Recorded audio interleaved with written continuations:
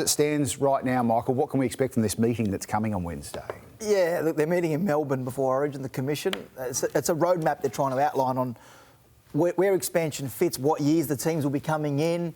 I don't think we'll know exactly what team is in on Wednesday, but we'll have a good idea of what the ARLC are thinking in terms of what years and get to a 20-team competition by a certain date. That's the plan. Okay. They want to get to a 20-team competition and then go to the broadcasters, go to all the bidders and say, OK, this is our plan. Put your best bids in and then go to the broadcasters and say, how much is this worth to you if we've got A, B and C in place over the next 5 years? You've got to remember the broadcast deal is in place until the end of the 2027 season. Yeah. I think they're thinking about putting Perth in as the next team. I think Perth has leapfrogged PNG as the 18th team, and as early as 2027.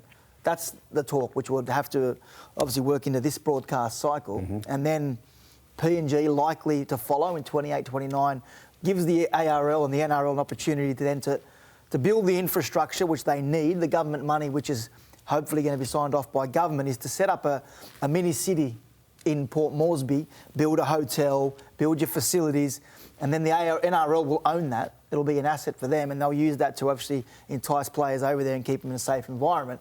And then it becomes who's the 20th team. I think that'll be the South Island of New Zealand. Brace, I want to ask you a question. The Perth Bears, does it work? We had the Western Reds, they've obviously gone. Now the North Sydney Bears is what they're known as. Taking a current, well not a current team, but taking a former team over to Perth, does that work? Will people over there accept it? Will people over there enjoy it? Or do they need their own team? Yeah, I think everyone sees Perth as the perfect option for another team to come in. I think what the Bears add is that security, and knowing that every time Perth come to the East Coast, which we know is a lot to play a game of footy, they're guaranteed a legion of fans, because Bears fans will travel, and every game on the East Coast will, in some way, shape or form, almost, you'd imagine, if Bears fans jump on board, which when you've got 200,000 fans that are sitting there waiting for their team to come back to do it, they will. You're confident they will? Those 200,000 fans, whether they're the Perth Bears, whether they're the North Sydney Bears, they'll support the Bears? Yes, I know there's been a lot of talk in the media lately about the Bears being too demanding. I mean, Red, Black and the Bear is the brand of the Bears. So if there is a way of attaching that to a new franchise... Just a minute. So 200,000 Bears fans. Just sitting there. How many are under the age of 85? Me, my children, 200,000 Bears fans. Children. There's the Central Coast and a whole northern anyone region. Under 30, they wouldn't know who the Bears were. Listen, I can tell you there are a lot of people out there, and clearly the ARL Commission have heard that, Michael. Yeah. Otherwise, there's no way Peter V'landys is speaking publicly about it. Peter V'landys and the ARLC, their preference is for the Bears to link up with Perth. I don't think it's Perth's preference to link up with the Bears, though.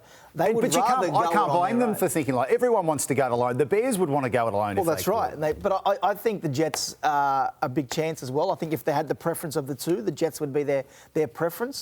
But I think the Bears is what the NRL wants. And what have the Jets got that the Bears don't?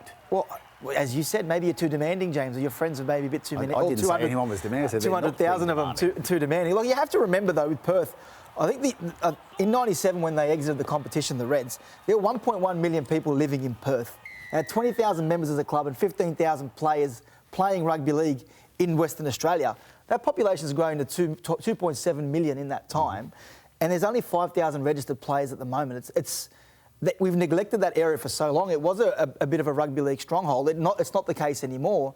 And the Perth bid, they were over in Sydney today. They met with Patrick Delaney, the head of Fox Sports, about coming in and what that means and the time zones and how to get the most out of a broadcast deal.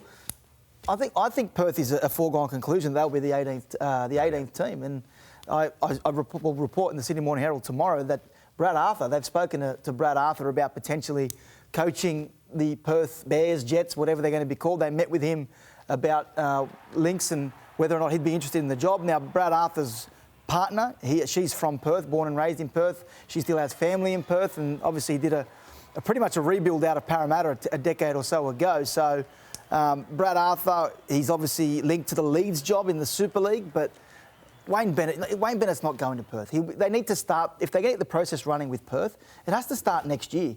Because if they're coming in 2027, as soon as November 1 hits next year, they need to start signing players. And that means the coach has to be in place some point next year. You cannot wait.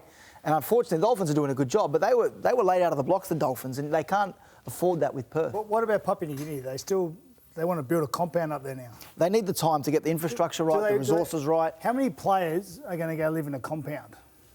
Well, it depends on how much they're getting paid, Gal.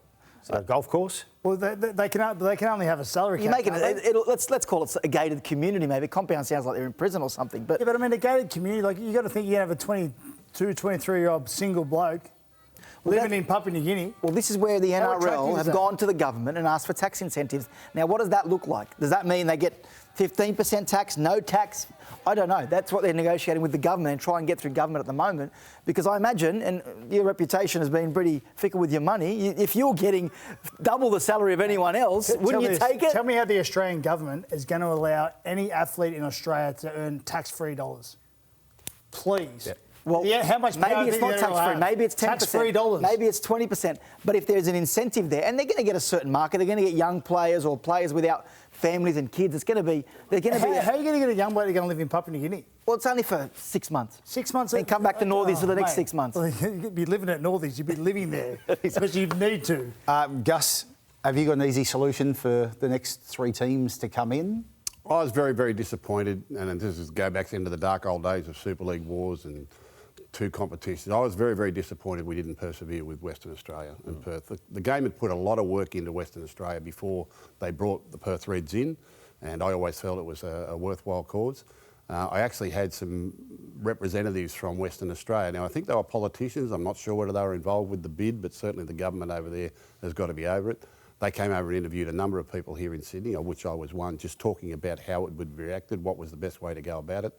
They spoke about possible amalgamation with teams like the Bears and the Jets. I still think it needs to be standalone. I still think it needs to be the Western Reds, and I think that's where it's best placed. I just don't... I get your point that if it was the Bears, they would have support here in New South Wales when they came over to play away games, and that might be the case. But I was very disappointed years and years ago that the Western Reds fell aside. That was bad luck. Terrible. Conferences, when it all happens? I think conferences are a must. I think when they get to 20 teams by about 2030, I think we've got a long, long way to go for the PNG thing. I know this is a government-driven thing and they might have their reasons, but there are a lot of obstacles in the way of that being successful and being a worthwhile part of our game, and that's nothing against PNG, but they've got a long way to go on that. Not saying it's not possible, but a lot of work to do up there before you go risking a franchise in that part of the world. And all those Bears fans ready to go. We're counting heads and headstones. Stay with us, and more to come in just a moment.